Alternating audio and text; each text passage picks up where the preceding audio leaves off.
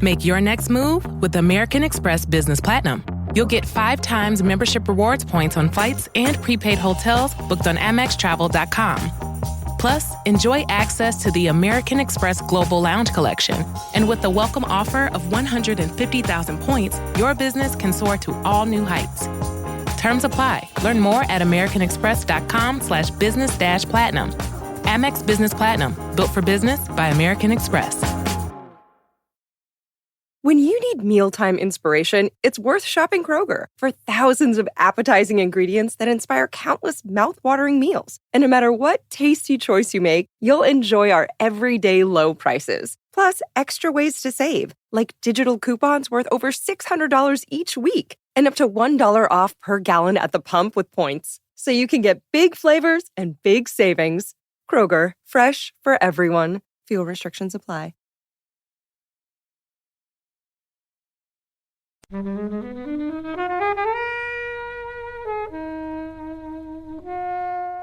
It's quite unusual, I think, for a film in the 90s to show that sort of family, like a family unit with 2 gay men in a big Hollywood film. True, which makes it even more sadder when Val the son is like, pretend to be something you're not, because he's obviously been raised in this very loving, open home. Yeah. Get down on the floor. It's episode 94. Hello, film fans. In the Flixwatcher studio today, our guests are Louise. Hello. Sam. Hello. And as always, Kobe. Hello. And we're here to talk about the Birdcage. Guys, if you want to get in touch, join us on Twitter at FlixWatcherPod. Come and visit us on our website, flixwatcher.tv, and go to iTunes. Subscribe to us, review, and share with your friends, because sharing is caring. All films featured in the podcast were available to stream on Netflix UK at the time of recording, and please be aware there will be spoilers and some language that may offend. Hello, and welcome to this episode of Flixwatcher Podcast. Joining us today are Louise and Sam. If you would like to say hello and tell us a little bit more about the podcast that you do, please.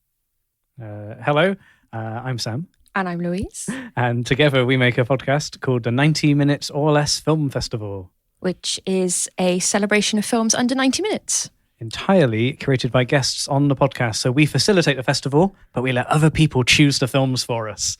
So that's like here we get you guys to choose the films. So 90 minutes it's glorious, isn't it? It is. If you can get a film less than 90 minutes and it holds weight, it's spectacular. How easy is it for your guests to choose something under 90 minutes?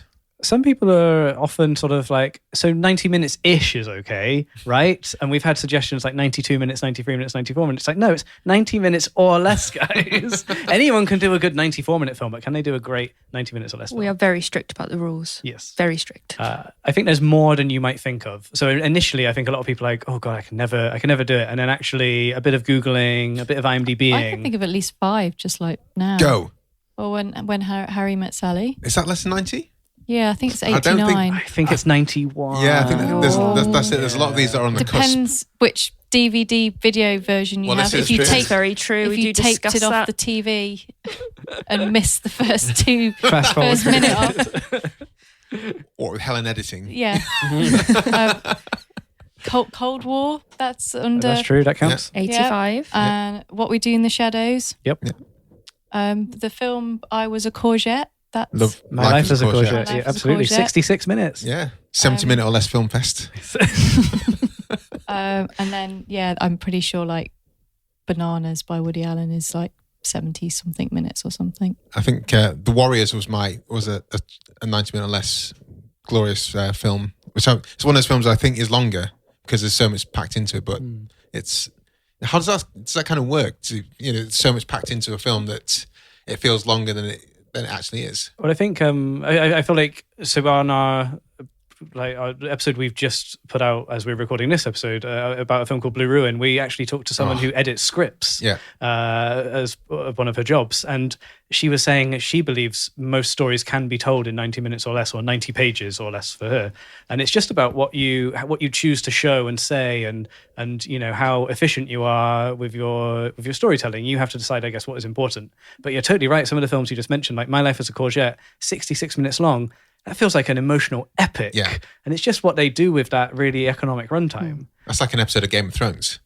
Length doesn't equal quality, which is a controversial statement. But I feel like when you've been moved by something and it's 90 minutes or less, I think you come out of the cinema going, wow. Whereas if it was like maybe 3 hours or something, you'd be like, yeah, it's all right. Need a wee now. And you guys, you guys created this episode. Louise. Yes. You brought us the Birdcage. I did bring us the Birdcage. Can you explain why you chose it and give us a synopsis in less than 2 minutes? I hope so. Right. So, well, you've got no choice. I actually originally wanted to choose a full-on musical to talk about. A full-on musical? A full-on musical. Scanning for musicals I know on Netflix. Well, that's the problem. La La Land was on there for a bit. Yeah, but I'm not really a big fan of La La Land. It was a full-on musical. I'm just trying to think what there is. True. There weren't any good under ones. 90 minutes. But there aren't that many. We've had Sing Street. You've had Sing Street, and that was the closest it's been. So I was like, right, I'm going to do a musical. We're going to talk about this. It'll be great. Couldn't find one. Wow. The only one I could find under 90 minutes was a film called The Red Garters from 1958, maybe, with Rosemary Clooney in it. Wow. No But I'd never seen it, and it looked a bit bizarre because it was a parody musical. So I decided against that one. See, I like musicals, but when it's presented like that, it just sounds like it could go south very quickly. The first 10 minutes were good. Yes. We didn't make it past the first 10 minutes. It's interesting though, because like Netflix has got such a wealth of movies on it, and musicals is a really popular genre, especially now after things like La La Land, Beauty and the Beast have sort of made them the big box office draws. But Netflix is underrepresenting that genre. Okay. There's a lot of Bollywood films in the musicals category. Right. But so this is you're just typing musical. You just go to the music and musicals category. Oh, is there a musicals? Okay. I've never wandered that far. And does this apply to, say, your kind of music biopic films? Like, no, there's none on there either. What? So I wouldn't class those as musicals personally. But there's a like Taylor Swift Netflix film that dropped on New Year's Day or something. Is that in the musical section? They lump it in. It's the music and musicals. So I would argue two different genres. Yes. Okay. They've put in together. So anyway, why did you choose Birdcage? Which I just want to add is not a 90-minute film. No, we'll get to that.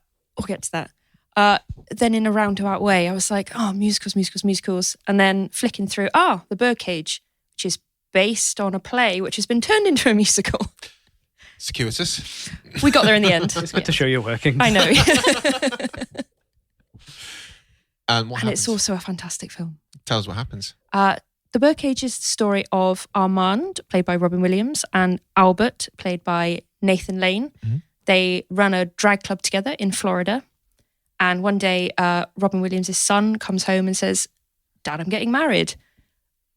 My in-laws think you're straight. Basically. Yeah. Basically. Yeah. So then it's the family having to pretend to this very, very conservative American senator in-laws that they are not who they really are. Yeah. And the in-laws are Gene Hackman and Diane Weist. I've not seen her since Parenthood and then this. Oh, she's made quite a lot of films. But that's what she's kind of just morphed into maybe the background for me. Yeah, I've not seen her do much recently. Obviously, Gene Hackman's retired. Yeah, that's true. But Diane Weist, she was like smattered around a bit in the 80s, and then she seems to have come back for this, and then I haven't seen her in anything since. I think she does a lot of like and Diane Weist type roles where she's probably just playing a grandma or something. Sure. And not in it for very much. But it also has Ally McBeal in it. Yeah, it does. Oh, yeah. So this was before Ally McBeal started. So I had to look into it because I was like, how old is she? And she is 32 in this film. And she's playing an 18-year-old. Yeah. That's ridiculous, isn't it? It's crazy. Bizarre. Ugh. Bizarre. So in Ally McBeal, she's playing like someone 24ish, isn't she? I don't know. Possibly. Could they not have found someone who was just 18? I guess if your range is 18 to 32, and where you just go for it. What did you guys make of this film in general, on a high level? So I've only seen this film once before, rewatching it for this podcast, and I was like, yeah, I quite like The Birdcage, bit of Robin Williams, can't go wrong. Yeah. But it was such a good rewatch. I'd totally forgotten what happened, really. Yeah. And I do remember there was a West End production of this with Graham Norton in that we went to watch at the theatre. So I was remembering that more than the movie. Sure. And it just reminded me, actually, Robin Williams, he's good, right? Oh, yeah. He's such a good actor. Yeah. And this is one of his few, like, it's quite a serious role for him. Like, he is funny and there are some gags, but he's dealing with some like quite complex relationship issues about his own identity. You know, who does he want to present him like to the world when the family come over? And it's quite nice seeing him take on a really complex role because he can handle it, no problem. He doesn't go full Williams. He doesn't go full on Good Morning Vietnam Williams at any point. But he's like, I can't see many people doing this role in the same way that he would have done it, I think. No, what's interesting as well is he was originally cast as the Nathan Lane character. Right. And then whoever was going to play Armand, which was, I want to say Steve Martin. Right. Oh, no, it was Steve Martin. yeah. He dropped out. So Robin Williams said, actually, no, I want to play a serious role. So it swapped over. It's kind of nice. And it's good for Nathan Lane, who has a Broadway background, to take on the more showy role, because I think he can owns deliver it, in spades. So the serious straight role, more straight role, straight man out of it. Out of this. Helen, have you seen this before? I had not. This is a first time watch for me. And I think I never really kind of knew what the story was about. Yeah. And I think Robin Williams may have done kind of a batch of not so great films around this, either before or after, but it might have been in his slightly wackier period of choices, and I just kind of avoided it for those purposes. But I was quite pleasantly surprised, and I've not seen it's Italian, isn't it? The Italian version it's based the French on? version, French one, sorry. Yeah, so I'd not seen that either, and I was just really surprised at kind of sort of the loveliness and story of sort of family that's running all the way through it, between Armand and Albert, and great to see Hank Azaria in not very much. in denim hot pants, I think. This is shot by Emmanuel Lubetsky. Oh, wow. Yeah. Or Chivo.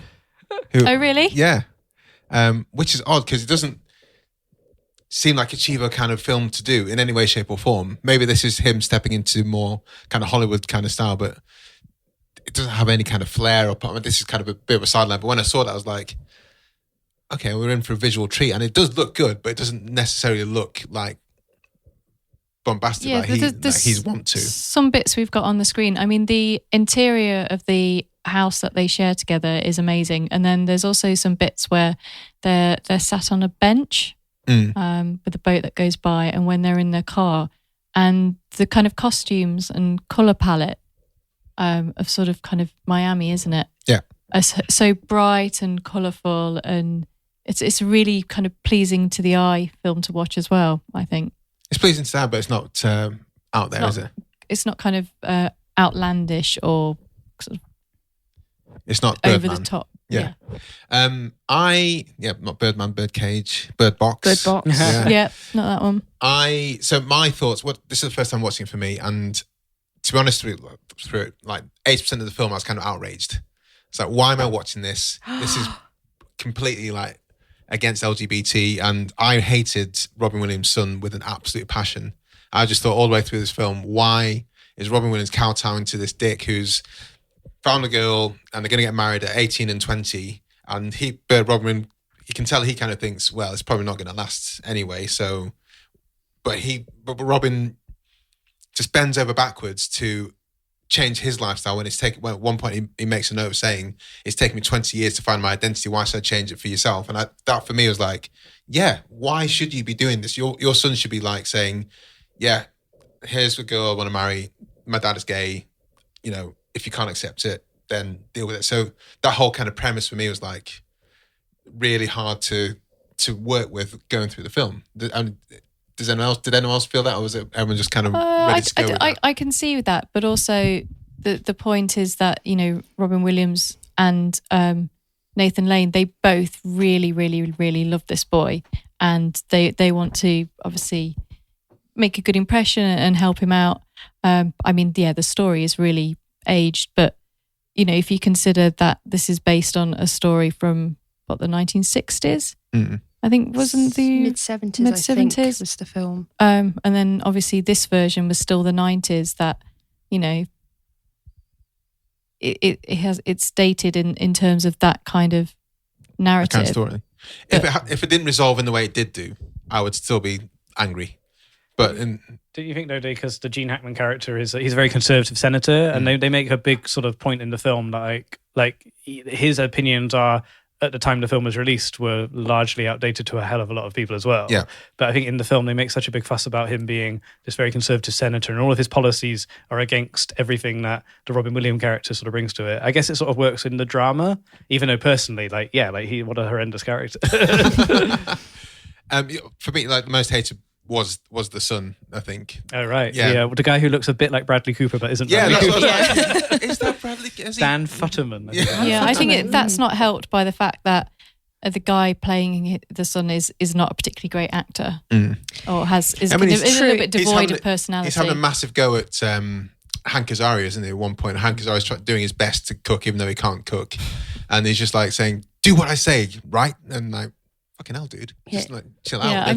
They're doing everything they can to help you out. It is sort of dated in a few ways. Respects. Yeah. But outside of that, taking it away, I mean, like, Nathan Lane, brilliant. Robin Williams in this, because it's such a, like I say, as you said, Sam, nuanced in the fact that he's a gay man, openly gay man, but he's the more straighter, quote unquote, of the two, and he's the one that trying to teach Nathan how to pass as straight, for example. And you know, you see Nathan Lane's trying to do that walk as a straight person, and you see in Robin Williams' face, it's just like, dude, you can't be here. The John Wayne walk. Yeah. And that kind of gives you insights to our man's character. He's probably had to pass as straight for the majority of his life and things like that. So he knows how to do this, even though now he's happy being out and he doesn't really want to get back into the closet, as it were. But I think he just does that amazingly well. I think a nice thing the film shows is two men living together who've raised a child. Like they talk quite a lot about how they both raised the son, and the mother isn't in the picture at all, and she's in the film. But when they talk about their history, and like I think the love that Nathan Lane and Robin Williams characters have for the son is that's quite infectious, and it's quite nice, and it's quite unusual, I think, for a film in the 90s to show that sort of family, like a family unit with two gay men.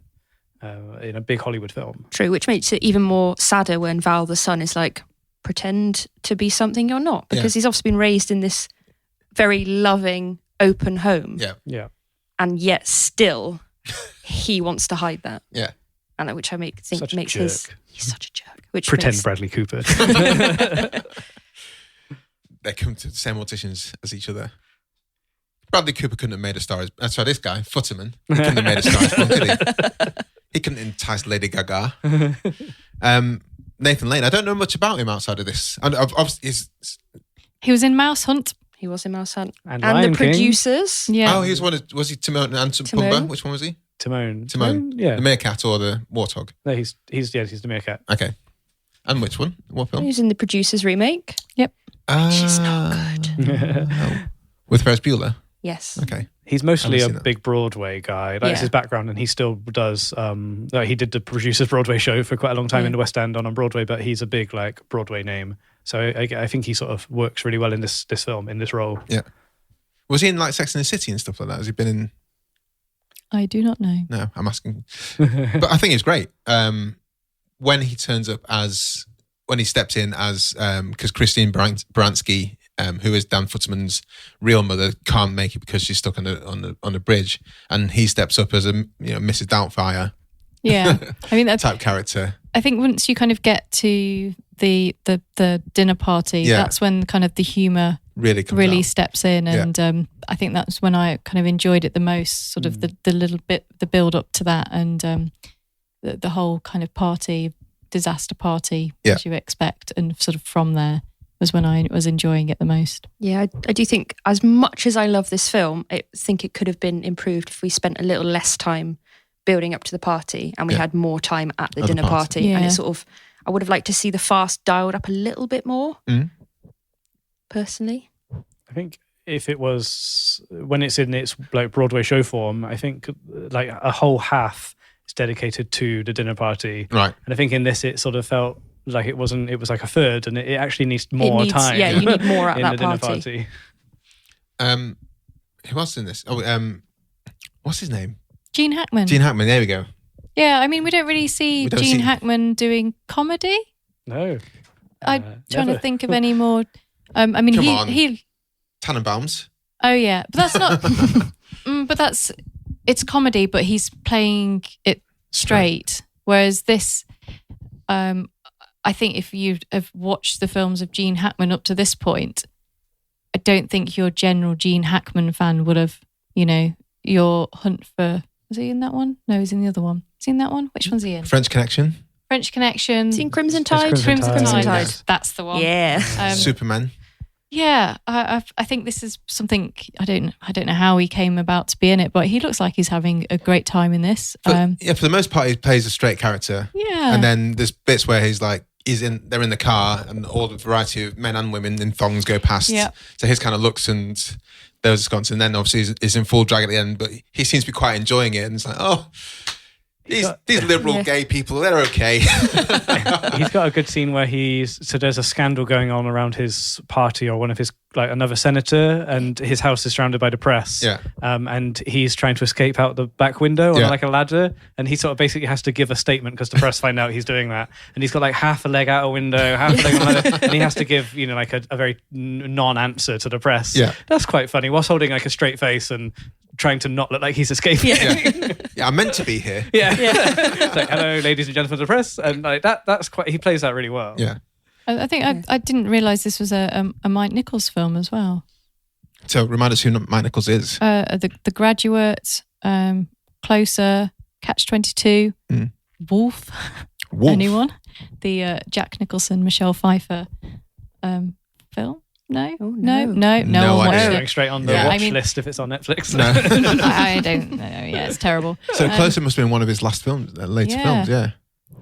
I think having Mike Nichols' name attached to the film is probably how you get actors like Gene Hackman to do this, because like the cast is incredible. Yeah. And Mike Nichols is so well. Apart from Futterman. Well, yeah, Futterman.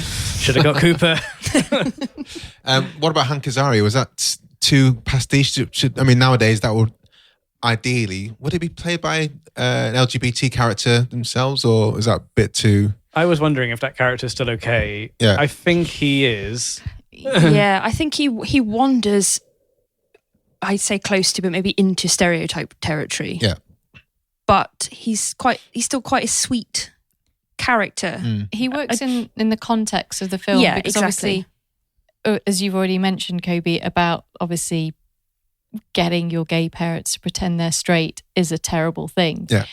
But kind of in the context of this film, we're prepared to forgive it in the same way in the context of this film. His character is, you wouldn't be able to get away with making a film like that now with a character. Well, I think you'd be able to do that as a character, but yeah, I think maybe have to rein bits in. I don't know. It's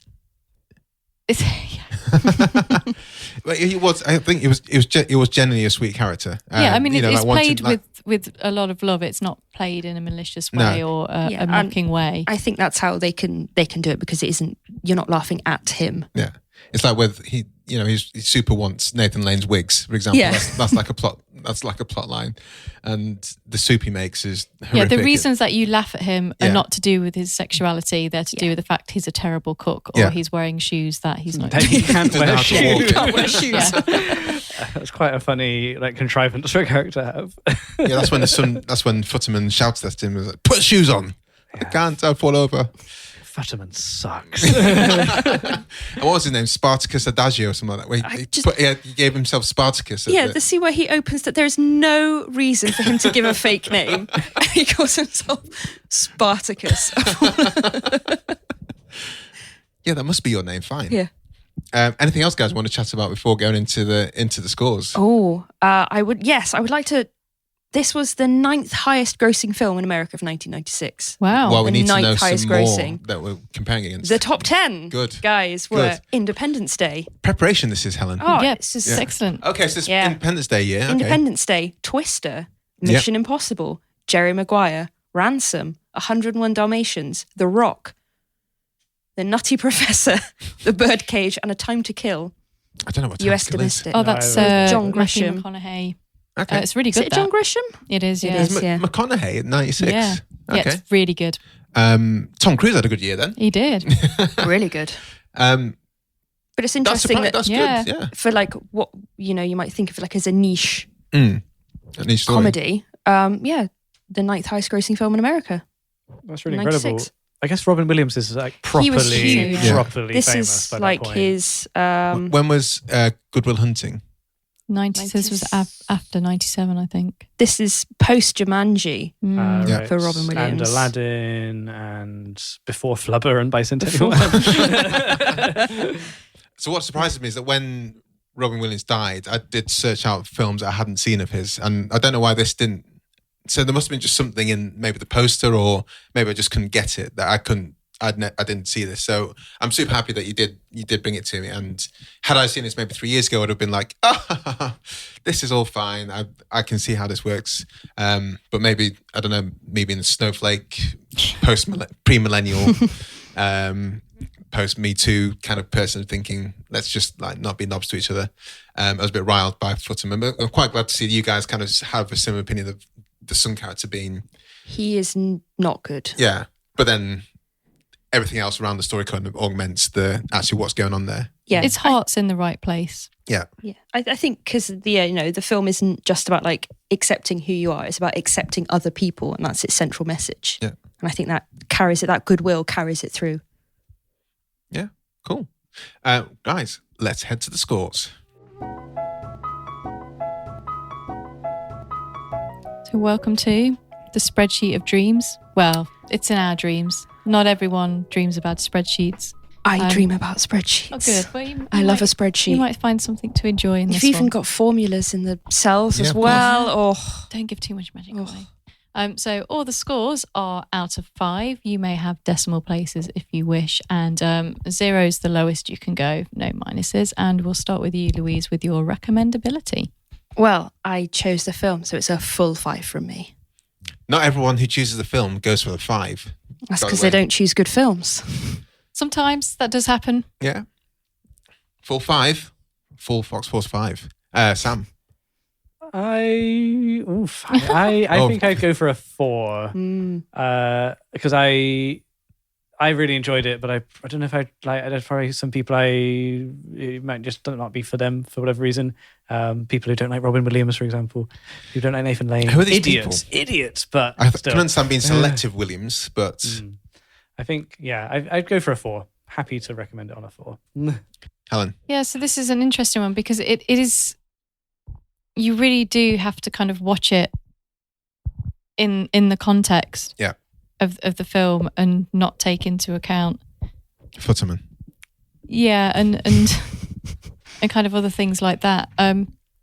It is a little bit long as well, so I don't think it's going to be for everyone, and I think people coming to it new might not be kind of as welcoming to it as if you've maybe seen it when it came out. So I'm just working out how to recommend that. I'm going to give that a 3.8. Oh no, you're going off. This is I the know. first time you're breaking away from the 0.5. I know. What's going on? It's not quite a 4, but it's. You see, that's why you can go to as many decimal places as you want to, Helen. You know me. This must be a big moment for you. It is a big moment. I like it. When you go to an odd decimal number that's not 5, then I know all hell's broken loose. This is it. But this is an even decimal number, so that's fine. I'm going to say 3.75.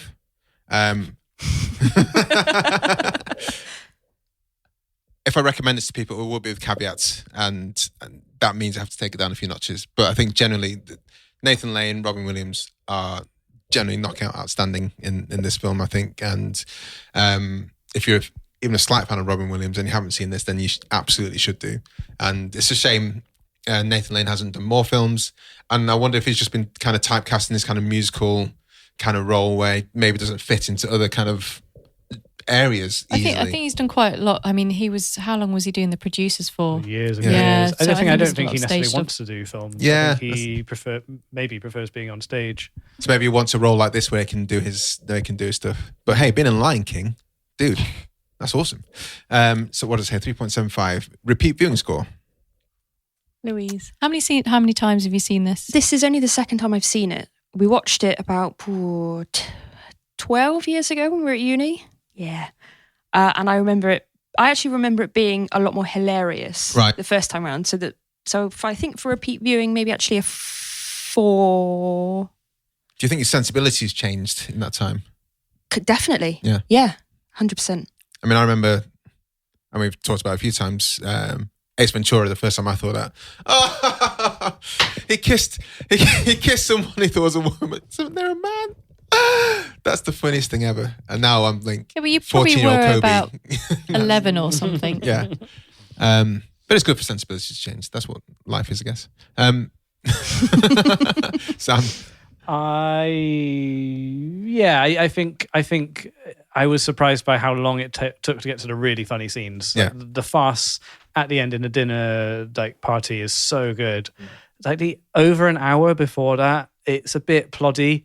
So I wouldn't want to watch it too much. I'd sort of want to forget a lot of that beginning before it gets really funny. So yeah, I'm going to go for a 3 on that score. I'll watch it again for sure, but I want to leave it for another 12 years. That's fine. Time. That's a nice thing. I let it mature. I'm going to go a little bit lower. Good job it did finally kick into the dinner party, because it didn't grab me particularly from the start. I was with it maybe the first 20 minutes and then I did kind of zone out a little bit. And then kind of when they were practicing to be straight drew me back in.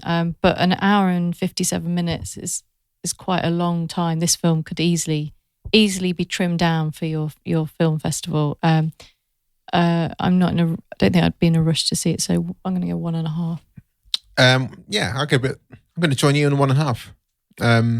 Good. Robin Williams again. He's generally one of my favorite people. I think that year when all the celebrities died, was he in that year? Was he in 2000? Was he that year? 2016. He was 2014. Yeah, it was before that, wasn't he?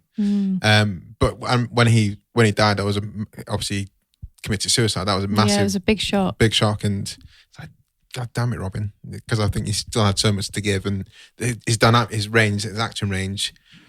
When I first saw him in Good Will Hunting, I was like, "Fuck, you can." Yeah, you can I think act. we kind of forget his range, and it tends to be the more sort of louder Aladdin roles that we remember him for, or Good Morning Vietnam, or then we kind of remember him for kind of the flops as well, and forget that even in these films that maybe didn't do so well or were a little bit off the scale, he was still kind of doing something different and wasn't doing exactly the same thing all the time. Yeah. And the times that, he probably made some of these bigger films because of the people involved, like, things like Jack, it was Francis Ford Coppola. So, it was like, well, maybe he took that for the chance to work with that director. It didn't really work out. If Francis Ford Coppola calls, you're going to say yes, aren't you? Because there might be another Godfather. Pretty much. Maybe not with Jack, but you never know. So I think, assuming he read the script, he kind of was very much in favour and then out of favour for a long time, and then everyone was kind of a little bit slower to sort of come back in favour with him. Small screen score.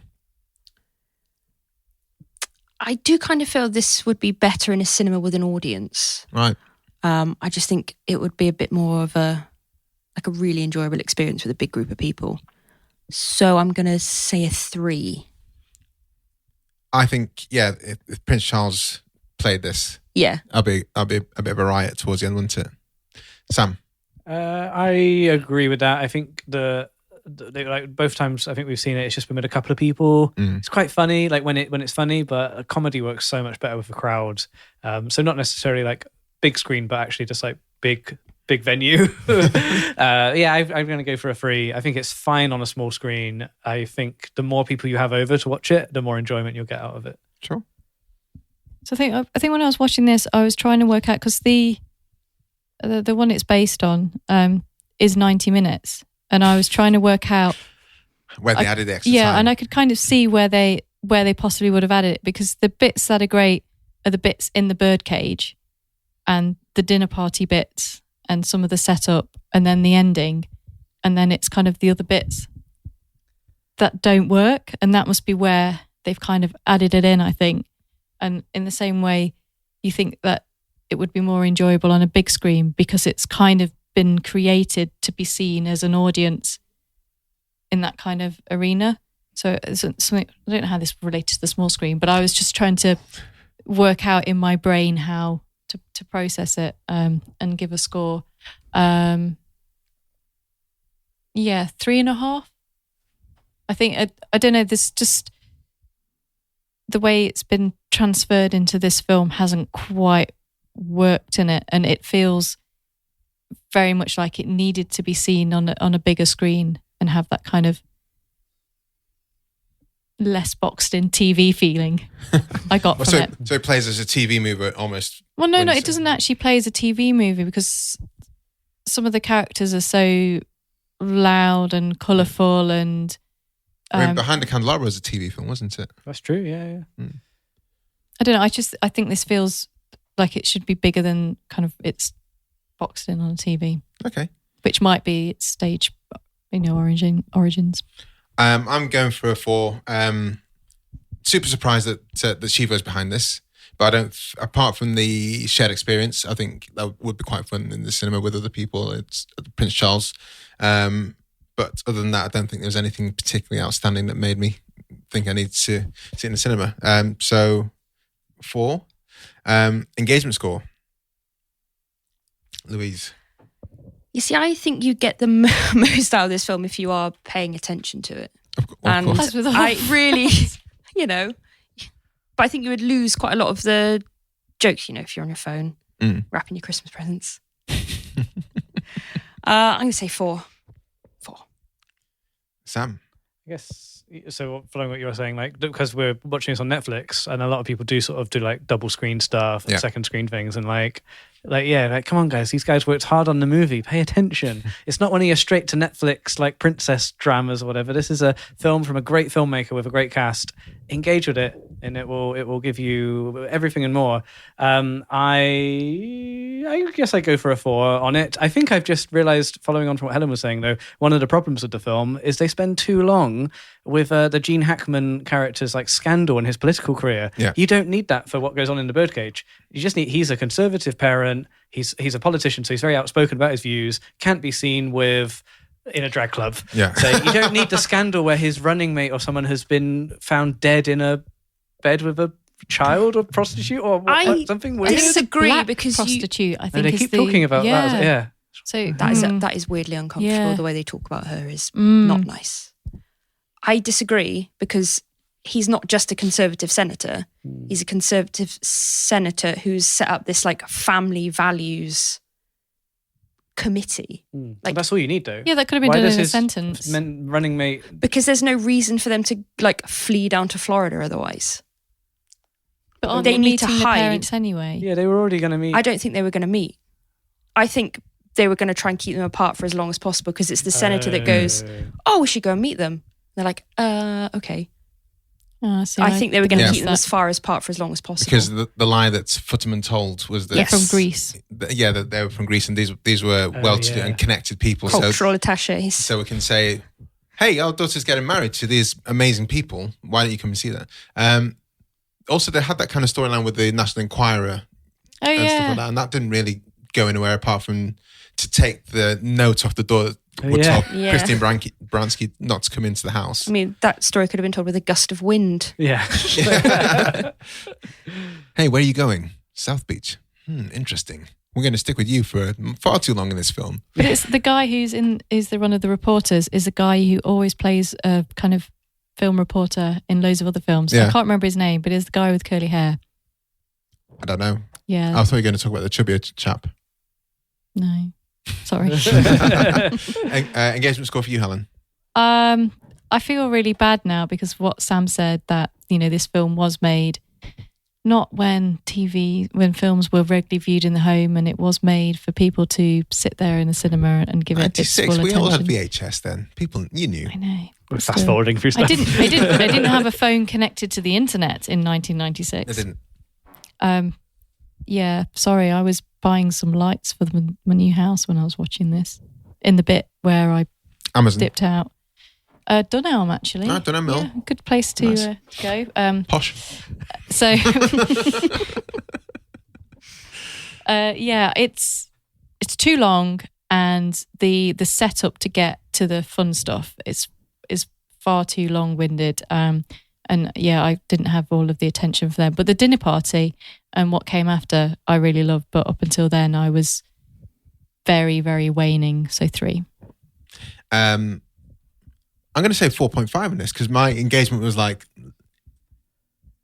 just pure rage for most of it. And then it turns to see how this turns out. And then it turned into like, oh, okay, fine. I'm happy with this now. I'm fine. I'm fine with this now. The stuff that Christian Bransky went a bit too, didn't need to be as long as it was. I can kind of see how that played out. But again, that just kind of fed into the, why are you getting, again, Futterman, why are you getting all these people to do this pantomime for which is surely not going to last more than 5 minutes past this film running time. There's no way Gene Hackman and Diane Weiss aren't going to realise that at the wedding, these are all very gay people. And it just made no sense. The structure, so this is me, anger engagement kind of thing. So I give it 4.5. We give it an overall score of 3.47. Yeah. I thought it was going to be a bit higher, to be honest with you. That's Sam pushing up on the holiday, I think. But it's decent. But I thought it was as we were saying, anything kind of 3.5 is a decent score.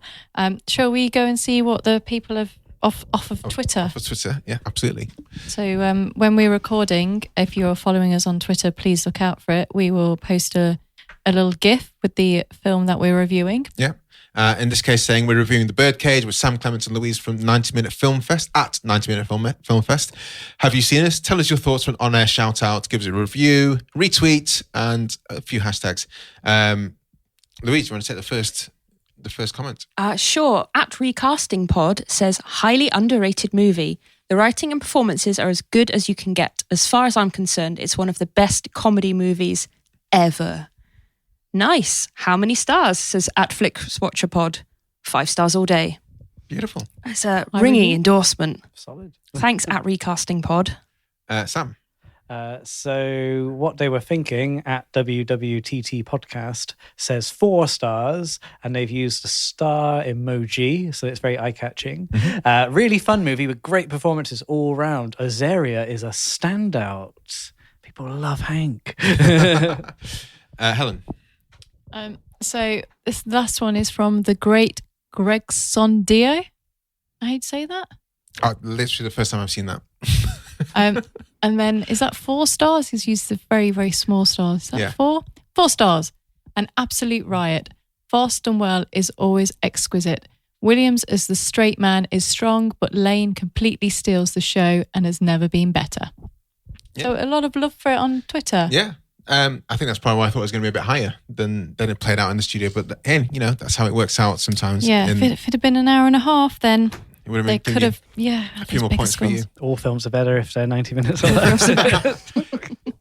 And to verify that, they should head to your podcast. How can they find you guys? So they can find the podcast on iTunes and Spotify and all places podcasts are. Just search 90 Minutes or Less Film. What's it called? 90 Minutes or Less Film Festival. But you can also follow me on Twitter at Sam_Clements. Yeah. And you can find us on Twitter and Instagram at 90 Min Film Fest. Yeah, fantastic. And also, Sam, you helm mostly the Picture Houses podcast. Yes, so I do a podcast for Picture House Cinemas, which is like we do a couple a month. We do like some reviews, we do interviews with some people who might be in town to talk about their movies. So yeah, that's a jolly listen. Yeah, absolutely. So you got a couple more opportunities to listen to Sam, and hopefully more of Louise, who doesn't appear. Okay, maybe we'll see how this podcast goes down. Yeah, Louise is normally producing the pod, but maybe you should be hosting. Maybe I should be producing. Would anything get done, Sam? And on that note, thank you very much. Thanks for coming on. Thanks, guys. Thank you. Bye. Bye. Thanks very much for listening, guys. Please don't forget to hit subscribe wherever you listen to podcasts. Leave us your 5-star review and do follow us on social media. We are at FlixWatcherPod on Twitter. Special thanks to our awesome editor, Brendan Russell, for making this episode sound so sweet. And thanks to the mighty people for the tunes you can hear.